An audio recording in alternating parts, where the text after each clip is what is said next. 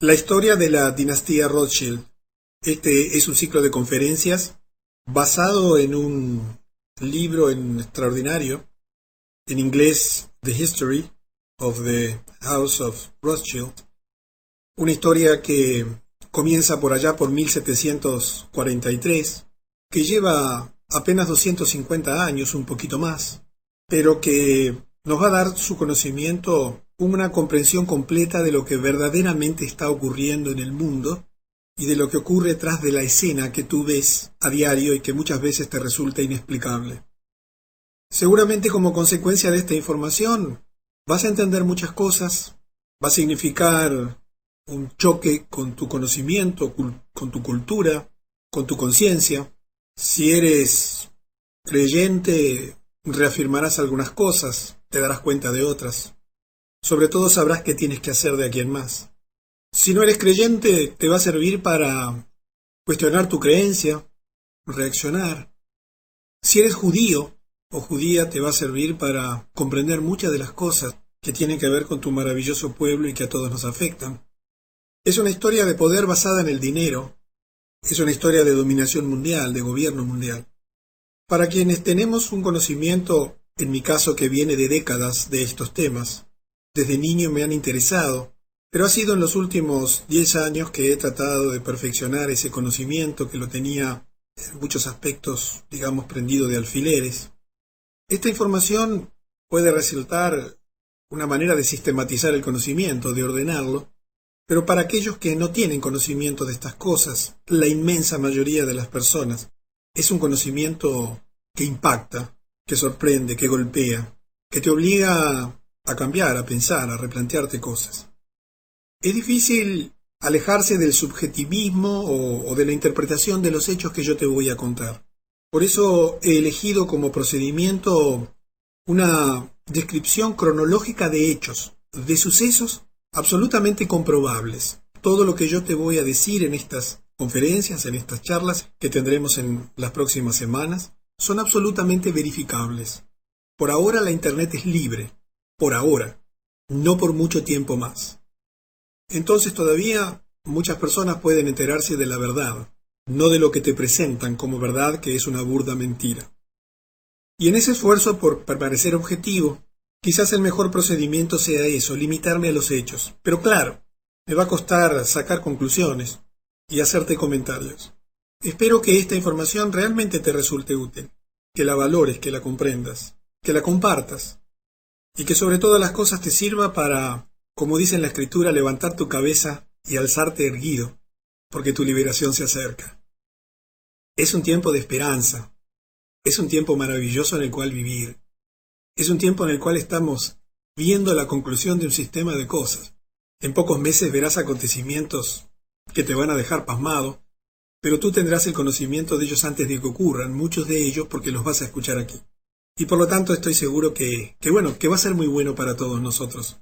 Nos va a llenar de expectativa primero, pero una vez que conozcas todos los hechos, te va a llenar de gozo, de alegría, de entusiasmo, porque hay una maravillosa oportunidad por delante.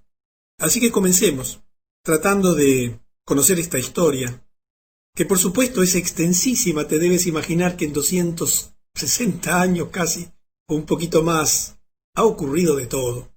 Habría tanto para contarte, pero vamos a tratar de resumir esta historia en aquellos aspectos que pueden ser más centrales y que de alguna manera tienen un hilo conductor que nos lleva hasta nuestro tiempo. En esta primera charla vamos a abarcar del 1743 al 1798, casi al final del siglo XVIII y el comienzo mismo del siglo XIX. Esta historia comienza en 1743, cuando nace en Frankfurt, Alemania, un señor de nombre Meyer Amschel Bauer, de origen judío askenazi. Su padre, Moisés, era un prestamista de dinero y era propietario de una empresa de contabilidad y finanzas. En realidad, el nombre inglés Accounting House no tiene una traducción exacta. Y Moisés coloca un cartel, el padre de Meyer, coloca un cartel rojo sobre la puerta de entrada de su oficina contable. Este hombre conocía muy bien lo que estaba haciendo. Este signo que él coloca en aquel momento era un hexagrama rojo que geométricamente y numéricamente traduce o se traduce en el número 666 y que tú lo tienes allí a la vista. Este hexagrama, después también puedes buscar por la palabra hexagrama en Internet a través de Google, tiene un significado importantísimo a lo largo de esta historia y después vas a ver muchos detalles sobre eso. Pasan los años, su hijo crece y en 1760, durante esa década, Meyer trabaja para un banco de propiedad de la Oppenheimer, de la familia Oppenheimer en Hannover, en Alemania. Se transforma este hombre, Meyer, en un gran éxito en los negocios. Parece que tenía dotes y cualidades muy especiales y se convierte en un socio menor. Mientras trabajaba en el banco se familiariza con un general, von Storff. Recuerda este nombre porque es importante en la historia. Su padre muere en esta década y Meyer vuelve a Frankfurt para hacerse cargo de los negocios de su padre. Él conocía perfectamente el símbolo del hexagrama rojo, cuyo significado es 666, que seguramente tú ya lo conoces como el número de la bestia, un número esotérico del ocultismo, propio de los adoradores del diablo. Y entonces elige cambiar su nombre, y cambia su apellido, y pasa de Bauer a Rothschild, colocándolo en la puerta de entrada. Y elige Rothschild porque Rothschild en alemán quiere decir Roth, rojo, y Schild, signo. Quiero que comprendas la importancia de los símbolos.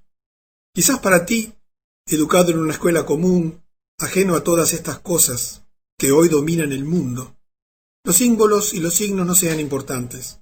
Pero para Meyer, Amschel Bauer, ahora Meyer Rothschild, los símbolos eran importantísimos. Él ya había participado seguramente de rituales secretos de adoración satánica, su padre le había influenciado, y tenía muy en claro qué es lo que perseguía. Conocía perfectamente los pactos establecidos, tenía muy en claro el plan, que se había urdido desde hace milenios, pero que ellos, por alguna razón desconocida para nosotros, habían sido elegidos para llevarlo adelante. Un plan que, como verás, venía a ser un plan de gobierno y de dominación mundial.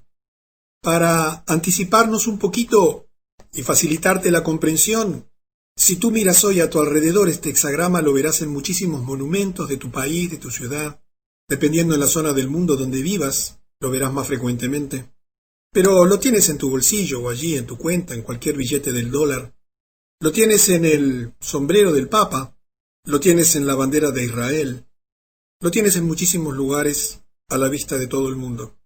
Por supuesto, suficientemente oculto en algunos casos o disfrazado en otros, como para que las personas que no conocen de estas cosas, que no les interesa porque están en otros temas, porque no saben que esto afecta a sus vidas dramáticamente, porque no tienen la menor idea de que hace 250, 60 y pico de años se comenzó a urdir un plan que incluía el uso de este signo. Bueno, quizás no te llame la atención, pero te puedo asegurar que a partir de ahora, estas cosas van a comenzar a tener una importancia absolutamente definitiva en tu vida, porque habrá un antes y un después de conocer esta información. Y volvamos o sigamos un poquito con la historia. ¿Te acuerdas que te dije que en la década del 60 este hombre se había familiarizado con un general denominado von Storm? Él se encontraba asignado a la corte del príncipe Guillermo IX de Hessen, Hanau. Obviamente que estamos en medio de la realeza, estamos en pleno siglo XVIII, finales, última cuarta parte allí o segunda mitad del siglo XVIII. Esta era una de las casas reales más ricas de Europa. Había adquirido su riqueza de una manera muy inteligente. Arrendaba soldados de Hesse a países extranjeros que necesitaban o estaban haciendo guerras y necesitaban mercenarios. Y por supuesto que a cambio de eso obtenían ganancias extraordinarias. Por supuesto que es una práctica que tú conoces, ¿verdad? Hoy continúa bajo la forma de exportar mantenimiento de la paz a través de la ONU con tropas en todo el mundo. Aquí en nuestro país es una función corriente de nuestros soldados, ir al exterior a vender sus servicios militares en otros países en guerra. Por supuesto, bajo la fórmula hoy moderna de mantenimiento de la paz. Y allí Meyer, que era un gran comerciante, este nuevo Rothschild, o iniciador de la dinastía Rothschild, inmediatamente advierte que había allí una gran oportunidad de negocios. Recuerda que él ya era un comerciante muy exitoso, dominador del mundo de las finanzas, del mundo de los préstamos, del mundo de las empresas, del mundo de los bancos. Y con el pretexto de venderle a este príncipe valiosas monedas y baratijas a precios reducidos, porque él los podía comprar fácilmente con su poder económico y los préstamos que él daba, que muchas veces quedaban garantidos con joyas y riquezas que luego los deudores no podían recuperar, intenta aprovechar la relación del general en la corte para acercarse al príncipe. Y así Rothschild, porque ya lo vamos a comenzar a llamar Rothschild, ya se había cambiado el nombre, fue presentado al mismo príncipe William, quien por supuesto quedó más que satisfecho con los precios de las monedas raras que recibía y esas baratijas, y se dio cuenta que podía hacer muy buenos negocios. Y entonces Rothschild le ofrece una participación en cualquier otro negocio que el príncipe le pudiera plantear. Y verás cómo esta cercanía al poder, a los gobernantes ricos y poderosos, que comienza de una manera sencilla, financiándole compras de cosas valiosas a precios bajos para introducirse, comienza a ser parte de una estrategia que más tarde significaría la completa dependencia de todas esas realezas y de los gobiernos del mundo a su poder económico. Rothschild entonces comienza a adquirir poder, un poder basado en el dinero, y se convierte en uno de los colaboradores más cercanos del príncipe Guillermo, y termina haciendo negocios con él, y con los miembros de la corte. Pronto se da cuenta y descubre que prestar dinero a los gobiernos y a la realeza es más rentable que prestar dinero a las personas, ya que los préstamos son más grandes y están asegurados por los impuestos de la nación. No sé si entiendes que pasó muy poco tiempo y todos los gobiernos del mundo, todas las monarquías del mundo, todos los municipios del mundo, todas las ciudades del mundo están endeudadas. Quiero que comprendas que esto, que ya te lo he explicado de otra manera, en el material del lado oscuro del dinero, tuvo su origen allí. ¿No te sorprende? ¿Nunca te has puesto a pensar cómo es posible que todos los gobiernos del mundo estén endeudados, cuando cualquiera de ellos podría emitir su moneda y ser independiente? Sin embargo, un plan maquiavélico ha hecho que, a pesar de que en mi país se emite moneda, mi país no es independiente, porque su moneda no vale nada, puesto que está atado al banco central del mundo más importante, que después los vas a conocer, porque justamente es un banco Rothschild. Y este descubrimiento le abrió una increíble fuente de oportunidades y de posibilidades para urdir su plan, para continuar con su proyecto, del cual hasta ahora todavía no tienes muchas noticias, porque solamente lo conocía él y unos pocos. Cuando esa década está por terminar, allí en 1769, fruto del poder, que hoy también es muy común, el gobierno de turno, en este caso el príncipe, autoriza a Meyer con un permiso especial. Podría colgar un cartel en el frente de sus establecimientos comerciales, expresando que él es M. A. Rothschild, asignado a la corte por Su Alteza Príncipe Guillermo de Hainaut. Este tipo de concesiones por parte de los gobiernos a quienes le favorecen con dinero y con negocios, seguramente que lo ves en tu país, seguramente que en forma permanente ves condecoraciones y reconocimientos de gobiernos a figuras importantes. Cuando los veas, bueno, ya sabes a qué grupo pertenecen y por qué reciben esas condecoraciones. Y el tiempo va pasando. La vida continúa, el plan también. Y llega en 1770, un año absolutamente clave en la historia de la humanidad. Y dentro de ese año, allí Meyer redacta un proyecto de la creación de los Illuminatis, o mejor dicho, redacta un proyecto para la creación de los Illuminati y le da el desarrollo y la formulación de ese proyecto a Adam Weishaupt, un cripto judío, askenazi, exteriormente de fe católica romana. Criptojudíos son las personas que están adheridas, tienen una fe judía, pero que externamente manifiestan pertenecer a otras denominaciones religiosas. Puedes entrar en internet y aprender de los criptojudíos. Y le da este encargo. Meyer elabora el proyecto, lo redacta, establece sus bases y se encarga Adam de su desarrollo, de su instrumentación. Los Illuminati se basarían en las enseñanzas del Talmud, que son a su vez las enseñanzas del rabino judío.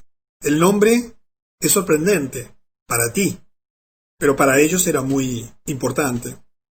Illuminati era muy apropiado para Rothschild y sus ideas, ya que este es un término luciferino, satánico, que significa guardianes de la luz. Seguramente que has oído hablar de los Illuminati, mucho más si has escuchado algunas de las conferencias o seguramente los ves de vez en cuando en alguna información. Pero esta historia comenzó allí. Está afectando severamente tu vida y la mía. Aquí algunos datos familiares, porque una de las cosas que es parte de esa dinastía es casarse entre ellos, no mezclarse con quienes no pertenecen a la familia. No sé si sabes de esto, pero es muy propio de las sociedades secretas. Y en 1743 se casó con Gutel Schnapper. Por supuesto son todos judíos eskenazi, todas personas de ese origen. Y en 1773 nace Amschel, un personaje también importante en la historia, el primero de los hijos de Meyer. Y él, como todos sus hermanos que lo siguen, entrarían en el negocio de la familia a la edad de 12 años. En la próxima conferencia te voy a contar de algunas de las cosas que ellos hacen para manejar ese clan familiar y cómo tienen ciertos requisitos y leyes, criterios o principios que todos deben respetar obligatoriamente. Y en 1774 nace Salomón Meyer Rothschild. Simplemente, si bien no le vamos a dar mucha atención a los nacimientos y a los casamientos y demás, quiero que comprendas que mientras el plan se va desarrollando, se va urdiendo también una dinastía, se va creando una dinastía, que luego implica la vinculación con una serie de familias, porque comenzaron a aparecer otras personas que por razones de intereses comerciales y financieros y políticos y militares, que por supuesto integraban siempre la realeza o familias de alto poder económico o de mucho prestigio, comienzan a repartir el poder, pero siempre entre un grupo muy pequeño. Y en 1776, Adam Weishaupt finalmente y en forma oficial completa la organización de los Illuminati. Fue el 1 de mayo de 1776 cuando se crea definitivamente la organización de los Illuminati. El propósito declarado de los Illuminati, según esto que está escrito y documentado, no son opiniones, sería dividir el Goyim. Son todos los no judíos, tú y yo, a través de medios políticos, económicos, sociales y religiosos. Y aquí quiero hacer una precisión porque también incluía a muchos judíos que ellos no consideran como tales. La idea era generar incidentes entre esas personas, con el fin de provocar lucha entre los Goyim, en tanto que las partes en conflicto serían armadas por los Illuminati, con el propósito final de destruir los gobiernos nacionales, destruir las instituciones religiosas, y que finalmente se destruyesen entre sí. Quizás este proyecto te resulte diabólico, es exactamente eso, un proyecto satánico. Quizás que recién comienzas a conocer algunos detalles, todavía no lo puedas asociar muy bien con lo que está ocurriendo, pero aguarda que en breve tendrás el desarrollo de esto, que en ese momento, el 1 de mayo de 1776, se pone por escrito, en documentos, que dan lugar al nacimiento de una organización poderosísima en el mundo que tendría estos propósitos declarados. No eran opiniones o interpretaciones, no son opiniones o interpretaciones de historiadores. Está documentado y escrito. Y eso es lo que comenzaron a hacer. Dividir a todos los no judíos a través de medios políticos, económicos, sociales y religiosos. Generar artificialmente conflictos, guerras, conflictos sindicales, sociales, étnicos, de todo tipo. Financiar las armas de ambas partes, de todas las partes en el conflicto, con el propósito final de destruirlos. Quizás te sorprenda, te vuelvo a repetir, quizás te resulte inverosímil, pero si sigues atento al desarrollo de esta historia, verás que todo encaja y que finalmente comprendes el rompecabezas. Y comprendes cómo aquello que se decidió, se instrumentó y está funcionando. En ese mismo año, Weishaupt pronto se infiltra en la Orden Continental, que era una orden secreta, masónica, con esta doctrina Illuminati, y establece la Logia del Gran Oriente, una de las principales logias masónicas del mundo hasta el día de hoy, como su cuartel secreto. Quiero que conozcas su emblema, uno de los tantos: libertad, igualdad y fraternidad. ¿Te suena? En la escuela te hablaron de eso, después vas a ver, y también te hablaron de eso, si no mal no recuerdo, en el liceo, y ahora el 4 de julio reciente en Francia celebraron algo de esto. Lo tienes en cualquiera de los obeliscos de tu ciudad. Libertad, igualdad y fraternidad. Todo esto fue hecho bajo las órdenes y las finanzas del Mayer Rothschild y su influencia. Así es como el concepto de las logias se ha extendido y es seguido en todo el mundo masónico hasta la actualidad, porque había un plan escrito y una instrucción precisa de llevarlo a cabo a cualquier costo y de cualquier manera, sin interrupciones de nadie, como después te vas a enterar. También Weishaupt reclutó 2.000 seguidores, pagos. Mira que el dinero no era una limitante, como tampoco lo es hoy, incluyendo los hombres más inteligentes en el campo de las artes, las letras, la educación, la ciencia, las finanzas y la industria. Se les instruyó para aplicar los siguientes métodos con el fin de controlar a la gente. Te vuelvo a repetir, no estoy interpretando nada, ni quien escribió este libro en el cual están basadas estas conferencias ha inventado o interpretado. Esto está escrito por los Illuminati en su documento, en su acta de fundación, digamos así. Primero, y presta atención, utilizar el dinero y el soborno sexual para obtener el control de los hombres en los lugares más altos de los diferentes niveles de todos los gobiernos y otros campos de actividad. Una vez que las personas influyentes hubiesen caído por las mentiras, engaños y tentaciones de los Illuminati, deberían ser sometidas a servidumbre por la aplicación de políticas y otras formas de chantaje, amenazas de ruina financiera, de exposición pública, amenazas impositivas e inclusive la muerte, a ellos y también a miembros de sus familias. Suena duro, ¿verdad?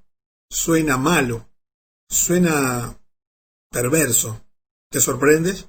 Vamos al segundo objetivo: vincularse en colegios y universidades para relacionarse con estudiantes poseedores de una capacidad mental excepcional, pertenecientes a familias bien educadas, con inclinaciones internacionales, y recomendar su formación especial en relaciones internacionales, con la idea central de que solo un gobierno mundial puede poner fin a las guerras y los conflictos recurrentes.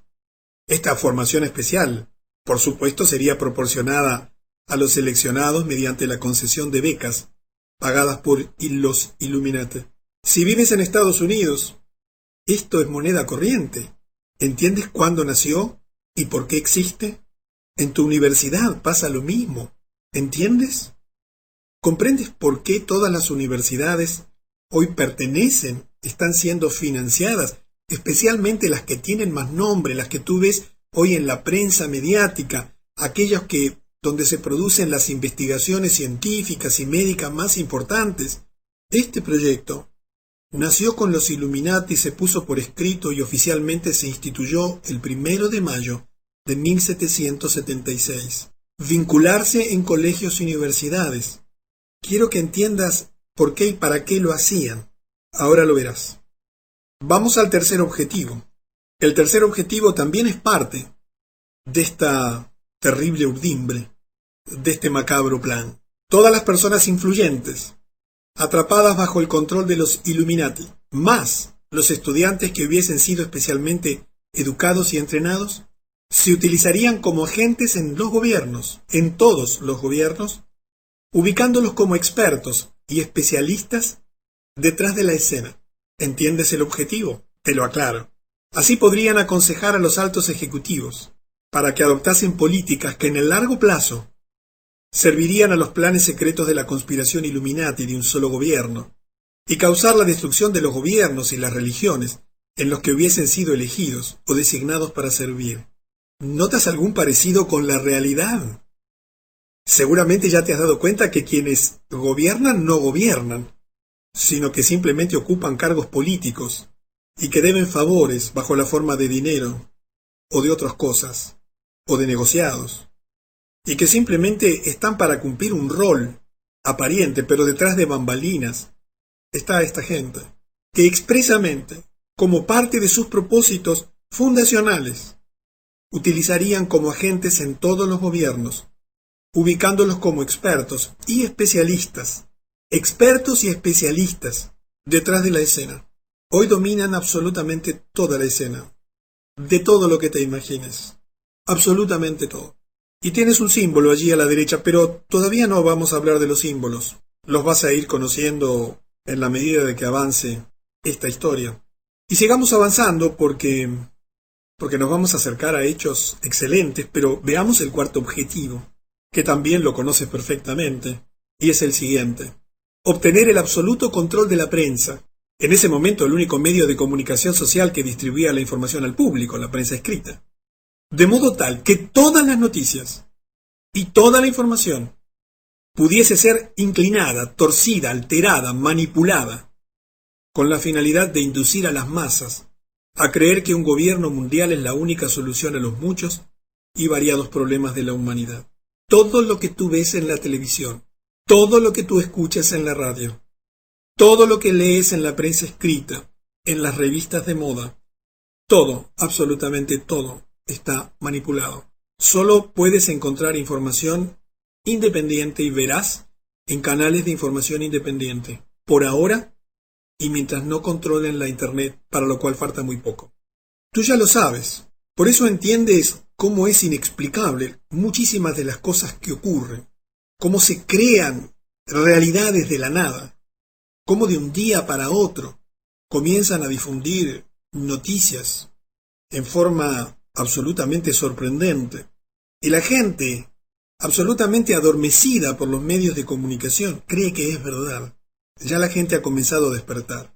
Así que tienes 4 motivos, 4 propósitos, absolutamente macabros. Y ya que está terminando el siglo, y ya habíamos comenzado, porque esto se puso por escrito en el 76 y comenzó a instrumentarse, bueno, vamos a empezar a dar pasos en concreto. Y entonces en 1784 los Illuminati deciden algo que cambió el mundo. Adam Weishaupt emitió una orden según la cual la Revolución Francesa debería comenzar bajo la forma de un libro con la firma de Maximiliano Robespierre. Aguarda, no te retires porque quizás, claro, esto lucha y choca con lo que te enseñaron en la escuela, ¿verdad? Porque la Revolución Francesa empezó mucho después, 5 años después. ¿Pero qué ocurrió? Este libro fue escrito por uno de los socios de Weishaupt, Xavier Schwab, puedes buscarlo en internet, y enviado por un mensajero de Frankfurt a París.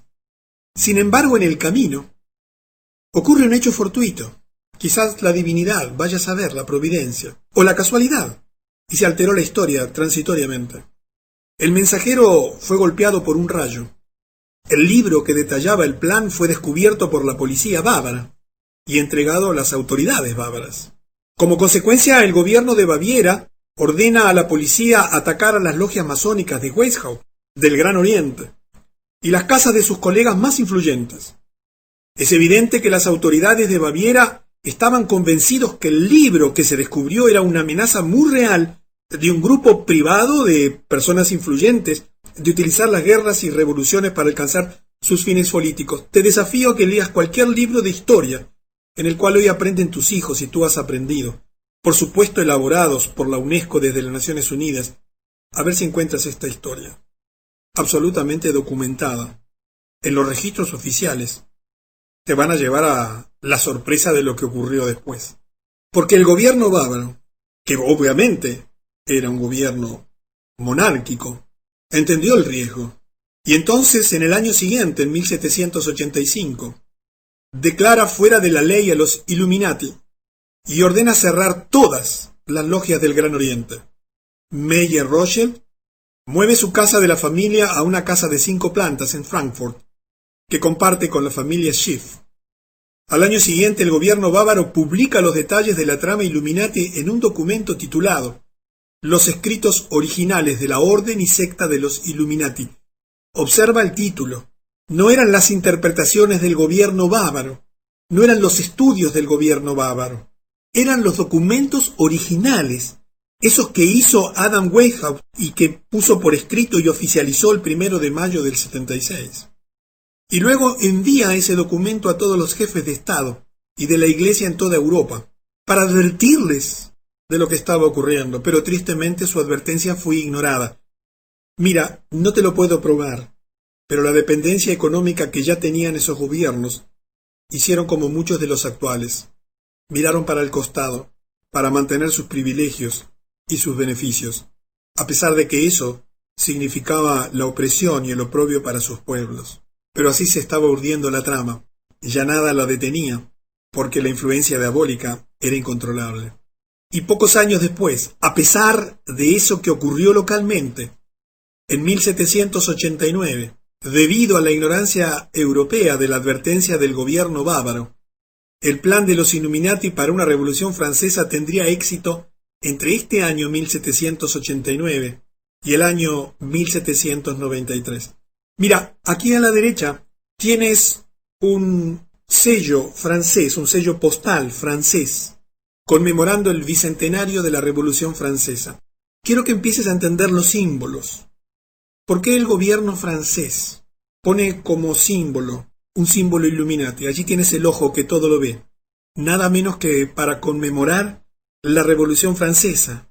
Te podría haber puesto fotos aquí de soldados celebrando la igualdad, libertad y fraternidad. Aquí en mi país es un símbolo masónico, Illuminati, esto de la igualdad, libertad y fraternidad. Vivo a 2 cuadras del obelisco de Montevideo. Allí hay unas estatuas llenas de símbolos masónicos, y esos son las leyendas. Libertad, igualdad y fraternidad. Influencia de siglos. ¿Por qué un gobierno francés, que tiene 1000 símbolos para poner, festejando aquello, elige símbolos Illuminati? Mira, hay muchísimos. Quizás no lo veas allí en la imagen, en la diapositiva, pero en el centro, por supuesto, tienes un bastón allí Illuminati, pero ¿sabes en qué termina ese bastón? Debajo de donde dice Declaración de los Derechos del Hombre, hay un círculo, no sé si lo alcanzas a ver en amarillo allí. Eso es una víbora que se está comiendo la cola, cuya cabeza, que está exactamente en el centro, arriba de ese gorrito rojo, que es el gorrito de los masones, de los constructores, de los builders, tienes una víbora que se come a sí mismo la cola, símbolo masón. Esas imágenes de mujeres son también diosas masónicas. ¿Por qué elige un gobierno francés 200 años después de la Revolución Francesa este símbolo? Para festejar la Revolución Francesa. Pero eso pasa en tu país, en el mío, todos los días, todo el tiempo. Esta revolución era el sueño de los banqueros, porque establecía una nueva constitución, bajo la que se aprobaron leyes, prohibiendo a la Iglesia romana exigir los diezmos, que eran impuestos, así como eliminando la exención impositiva de que gozaba la Iglesia de Roma. Quiero que entiendas que era un proyecto de poder. Cuando llegues a nuestro tiempo, te vas a enterar por qué la guerra contra Irak? ¿Y por qué la guerra contra Afganistán? ¿Y por qué la guerra contra Irán, que la tienes dentro de 2 o 3 meses? Pero no quiero anticiparme.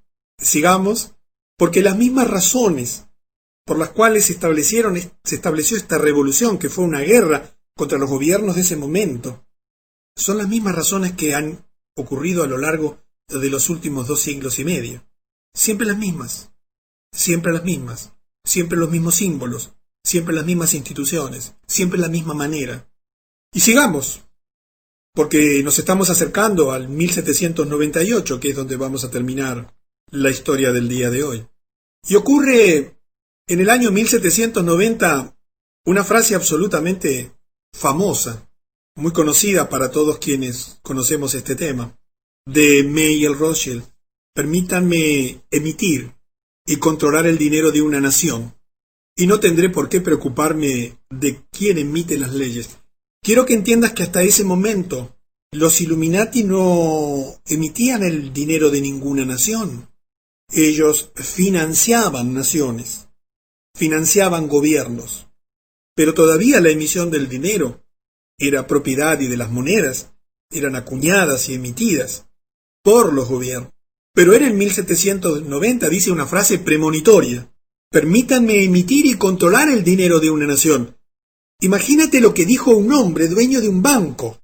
Él estaba afirmando algo que iba a ocurrir. Él, físicamente, en forma privada, se iba a encargar de emitir y controlar el dinero de una nación, porque así no tendría por qué preocuparse nunca más de quién emite las leyes y continuar con su plan. ¿Y cuál crees que fue el país que eligió? Los Estados Unidos de Norteamérica. Quizás no lo sabes, pero en 1791, un año después de esa afirmación, los Rothschild obtuvieron el control de la emisión de dinero de una nación, el control total, a través de Alexander Hamilton, que fue su agente de influencias en el gabinete de George Washington, cuando gracias a su influencia el Senado de los Estados Unidos otorgó una concesión por 20 años, creándose su primer banco central denominado el First Bank of the United States, el primer banco de los Estados Unidos. Aquí tienes la imagen de la sucursal del banco en Filadelfia, en la calle número 3.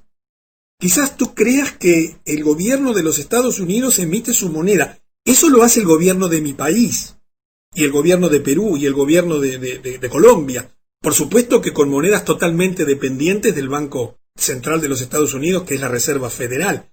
Pero el gobierno de los Estados Unidos no emite su papel moneda. Nunca lo hizo, o mejor dicho, lo hizo en algunos periodos intermedios, porque hasta ese momento en que se crea este banco, después lo vamos a ver más en detalle, habían 13 colonias que emitían cada una su moneda, sus billetes, sus maneras de negociar, y entonces se unificó todo a través de un primer banco central, el First Bank of the United States, en una concesión otorgada solamente durante 20 años. Aquí quiero darte otra imagen, lo que parece ser un pagaré de alguien que había pedido prestado dinero allí en el banco, o de alguien que había, tomado dinero del banco, y fue hecho por $1,000, emitido por el Banco de los Estados Unidos de Norteamérica. Y fíjate que estamos ya muy cerca del final, porque esto ocurrió en 1791. A partir de allí, Mayer Rothschild ya no tendría por qué preocuparse de quién emitía las leyes, no solamente en los Estados Unidos, sino también, como lo verás con el tiempo, en el resto del mundo. Antes de llegar al final de este siglo, permíteme comentarte simplemente, para agregar un poco de conocimiento, que en el interín habían ido naciendo y casándose personajes importantes que permitirían continuar el proyecto elaborado por Mayer, que había empezado a comprender y sentir como influencias de su padre. Y allí tienes algunos nombres y algunos años en que nacen algunas personas. Y entonces se va armando la familia, se va armando la dinastía, todos conocedores precisamente del plan, todos con el mismo origen, todos con las mismas creencias obligadas porque si no las aceptaban simplemente podían morir. porque así era la situación. Y llegamos entonces al último episodio que vamos a comentar en el día de hoy, en esta primera conferencia, y que es un episodio también extraordinario que llega hasta nuestros días, y que te hago la introducción porque lo vamos a completar en la segunda parte. En 1798, ya en el fin del siglo XVIII, John Robinson publica un libro titulado Las pruebas de una conspiración contra todas las religiones y todos los gobiernos de Europa, llevada a cabo en las reuniones secretas de los masones, los Illuminati y las sociedades de lectura. Quiero que entiendas que esto que tú hoy ya estás viendo en todos lados y que de pronto escuchas aquí y que ya se conocía de hace siglos, denuncias, evidencias, documentos, hechos, existieron siempre, solo que hoy están a la luz y son evidentes. En este libro, el profesor Robinson de la Universidad de Edimburgo, una autoridad de la época, uno de los intelectuales de su época de mayor prestigio, que en 1783 fue elegido secretario general de la Royal Society de Edimburgo, dio detalles de todo el complot Rothschild Illuminati. ¿Te suena a Imagine No Religion? ¿Imagina sin religión? ¿Tú crees que eso es evolución de la humanidad? ¿Tú crees que eso es un pensamiento inteligente del hombre que evolucionó de no sé quién y hoy no tiene pelos cuando antes los tenía?